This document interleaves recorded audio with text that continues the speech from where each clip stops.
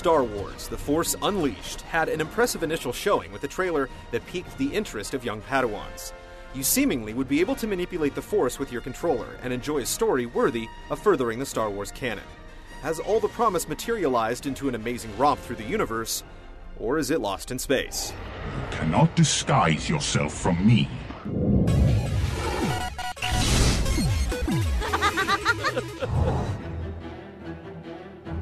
I'm ready now. Eking out valuable real estate between episodes 3 and 4, Unleashed borrows from each trilogy, with some political intrigue dotting a more Joseph Campbell-esque story of a hero's journey. And that hero is a villain named Starkiller, Darth Vader's secret apprentice. If you destroy him, you'll be one step closer to your destiny.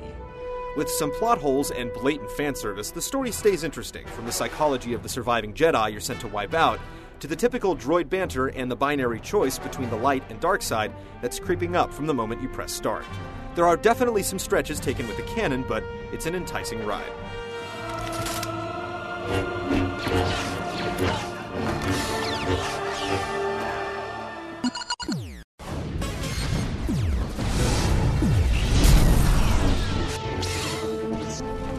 After a rousing tutorial of Wookiee genocide as Darth Vader, you jump into the Nashin Starkiller.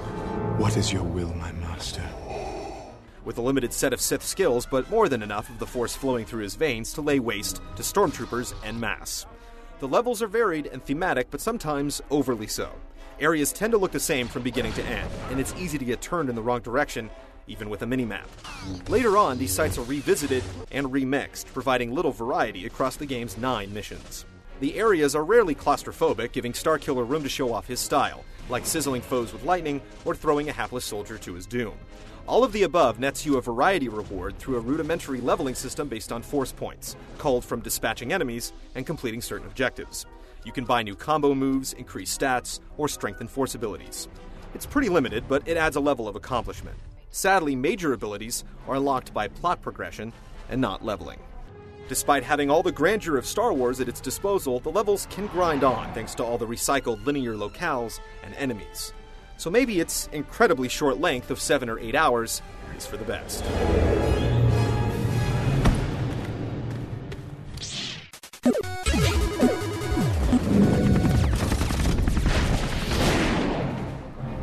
What is thy bidding, my master? With all the Force lightning, gripping, pushing, and lightsaber combos, you'd think that the battles would be things of legend, but the combat isn't really challenging, with all the big enemies being finished off by now blasé QuickTime events. The only real power that the masses of troops possess is annoying you with extended life bars that seem oblivious to half your lightsaber swings. What's worse is that later enemies can't be thrown around like ragdolls, the game's biggest charm. It's something we've seen in Psyops and Half-Life 2, and here it can feel wonky at times. The occasional swell of opponents creates choke points, and these encounters eventually simmer down to monotony. The enemies aren't as scared of Starkiller as they should be, instead, lining up for the slaughter. Leave no witnesses. The occasional bit of exploration may net a temporary power-up, lightsaber crystal, or some force points, but it's really a small aside.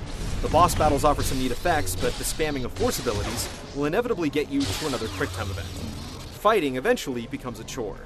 There's a lot of freedom in how to tackle each fray, but there's really no need to utilize it, as the same boring combos always get the job done.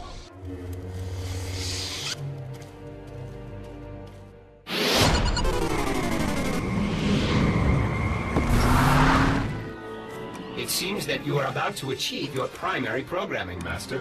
The ambitions of the young Sith sometimes stretch the capabilities of the Ronin engine, using Euphoria for realistic animation and effects, but the engine stutters when you initiate the forward split screens. There are also numerous crash bugs, clipping issues that will get you stuck on geometry, and glitchy boss battles. It's a physics funhouse, but an unpolished one. Sound is the stellar stuff that Lucas is known for, but for all that graphic prowess, some cutscenes hit new levels of the uncanny valley, coupled with texture issues. We also had issues with sound cutting out in cinemas, including the ending. All these problems were found in the final retail version of the game. I should have expected the Emperor would send an assassin. It's a coward's tactic. Your destiny is now your own. Sever all ties to your past. No one must know that you still serve me.